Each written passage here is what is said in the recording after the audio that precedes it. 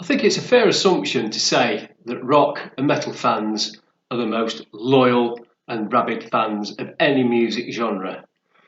We will stick with a band right from its early days when they are virtual unknowns, up through the glory days when everybody wants a piece of their action, and right through to the days when the media just don't want to know about them and they've stopped reporting their gigs and the records and so on.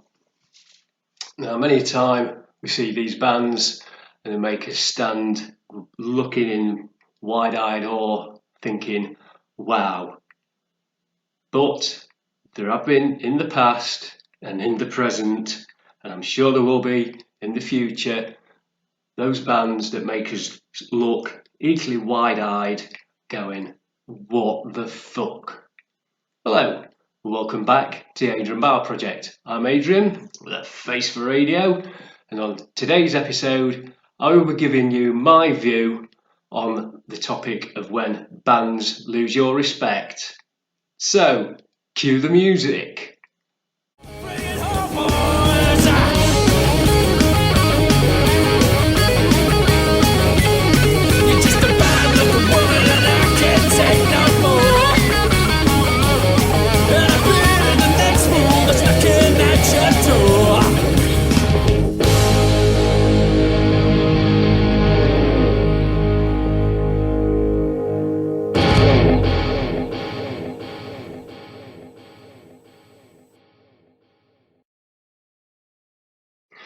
To start off with, I think we ought to get rid of this assumption that musicians are some kind of gods. They're not. They're just normal, everyday people. They eat, breathe, sleep the same as the rest of us. It's just that they are in the public eye and do a job that millions of givers eye teeth to do. Same as everybody else. They can have a good day at the office and they can have a bad day off at the office. So when I have a bad day at the office, it's usually in front of 2 or 3 of my work colleagues and probably the boss, and I get a rap on the knuckles for it. When it comes to musicians and bands, a bad day at the office usually entails being in front of 20,000 paying customers. But, you know, they're just human beings, same as the rest of us.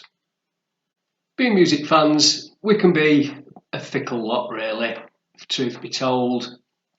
The slightest little thing can peeve you off a little, but there are many things that bands can do that can actually lose your respect towards that band.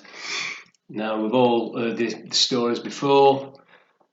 You've paid your money, paid your 20, 30, 40 pounds for the ticket, whatever it is, and you get there and the headlining band decide they're going to turn up an hour and a half late. Now, if there's a good enough reason for that, you can accept it. If it's just a appalling reason where they couldn't be asked to come out of the dressing room yet and the fans can wait, that's when you lose respect. I think we all know which bands have fallen into that category before. Also, there's the period of, like I said before, you can have a bad day at the office. Everybody does. But putting in a bad performance and not caring that you put in a bad performance, that's when you can lose respect. From the minute they walk onto stage, and you can tell they are absolutely bladdered out the face, they've been drinking all day, and they think it's acceptable to do a half-arsed performance drunk. It's not acceptable at all. Another one that comes to mind as well is when the lead singer or whoever it is, member of the band, throws a wobbly because somebody who's paid £40 for the ticket has the tenacity to take a photograph of them. So the toys come out the pram, they all still off the stage, refuse to come back on. Riots ensue, and who's to blame? Not the person taking the photo. It's the over-pampered, spoilt little brat that's just stormed off the stage in front of 30,000 people. There again, totally unacceptable. So, you've paid your money. The people in the crowd are not multimillionaires like these musicians are. They have to work hard. Sometimes they have to give up things just so they can afford the ticket. And that kind of action, that will lose you respect of your fans every day of the week. But for me, and a lot of other fans as well, there is one major crime against your fans in my book, and that is doing the final farewell tour and then reappearing the following year.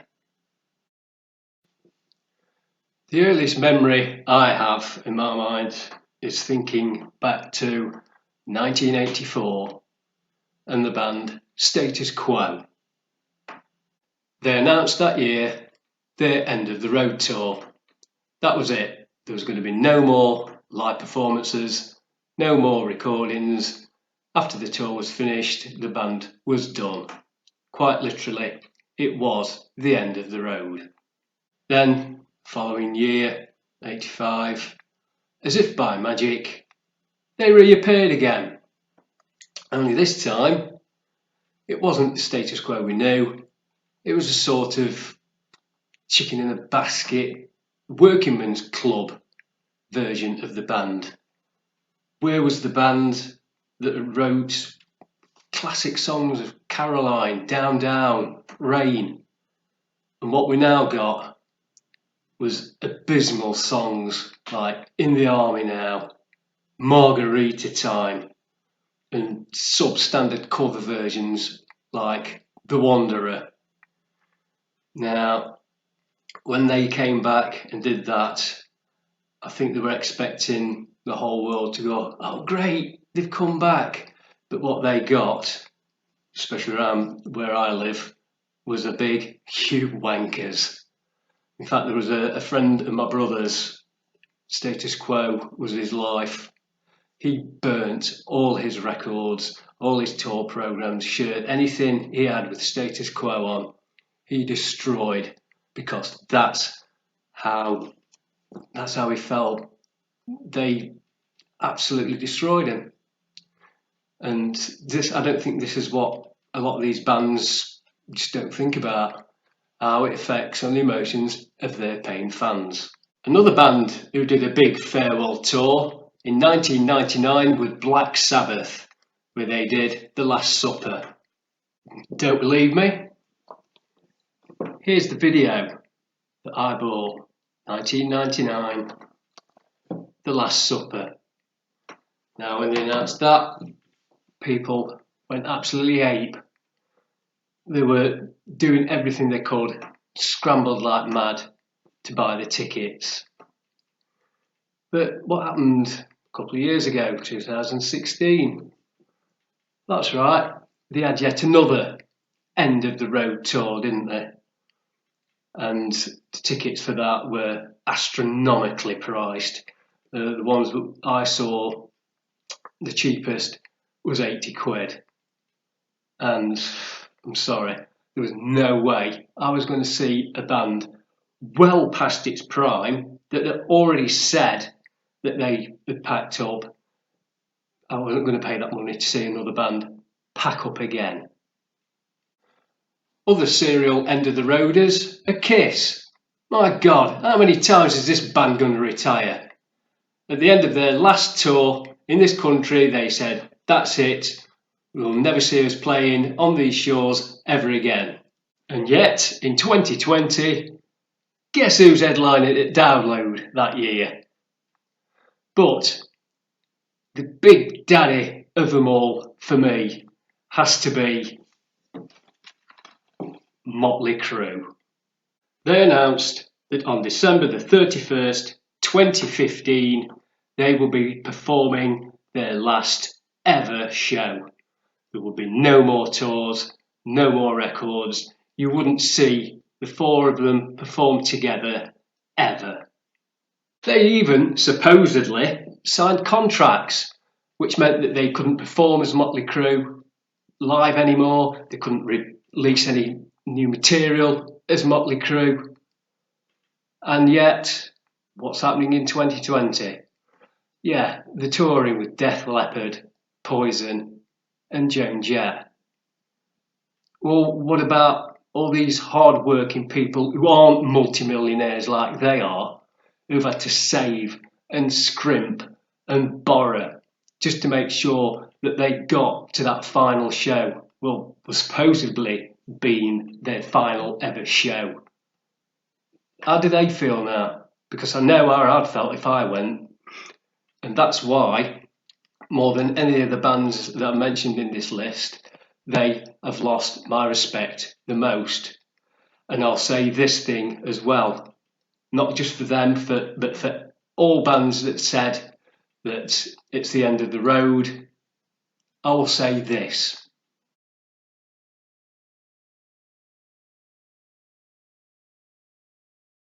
There you go. It's in black and white, big letters. You lied to your fans. Now, there'll be people out there saying, well, everybody can change their mind if they want. Yeah, I accept that. But when I change my mind, it's usually along the lines of, no, I don't want that chocolate sponge pudding and custard for me afters. I'm a bit full. I'll have trifle. When they change their minds, it hits the fans in the pocket again.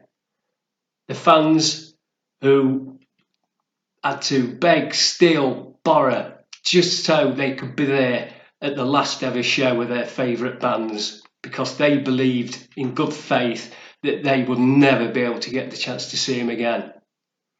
And then it's like, oh, hello everybody, we're back. So now you can pay overinflated concert ticket prices again. And you can buy our latest studio album with material full of substandard songs that wouldn't have even gone the B-sides of the material back in the 80s. And we're supposed to be happy with that they're back. Well, I'm sorry, it doesn't work like that. That's where you lose respect of your bands. If you're not going to retire, just say so. Just say, oh, we're going to have a break for a little while. Fair enough. You're having a break. Fair enough. Don't lie to your fans to squeeze that last bit of cash out of them on these end of the road farewell tours when you know full well it's not.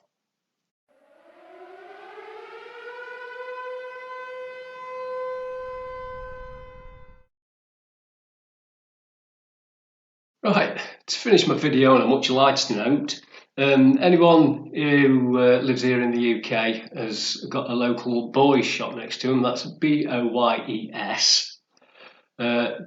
Keep your eyes open really, because my eagle-eyed wife, when we went in our local one today, spotted these AC/DC glasses. Now these, on many online shops, I think they could be retailing around at least £10 mark. £1. That's all they want. £1. Right, I'm going to show you what it is. Nice box. It's got a picture of the Highway Towel photo from the box. And inside, there's this marvellous glass. You've got AC/DC on that side, and for those about to rock, the Canon on the other. Absolute awesome find. Well done to Claire, because I say I didn't spot them, Claire spotted them. So keep your eyes open. They're £1. In fact, there was only 2 left on the shelf, so we snaffled them both. We've got 1 each. There you go. So there you have it. That's the end of yet another episode on the Adrian Bauer project. I'll be glad to know your thoughts on the whole end of the road tour that bands do. Do you see it as a shameless cash grab, or am I reading more into it than's there in the first place? Let me know what your feelings are in the comment section below. Okay, and with that in mind, thank you all for watching. Please remember to subscribe, like and share my videos if you haven't done so already. And I look forward to seeing you all again on the next episode of the Adrian Project.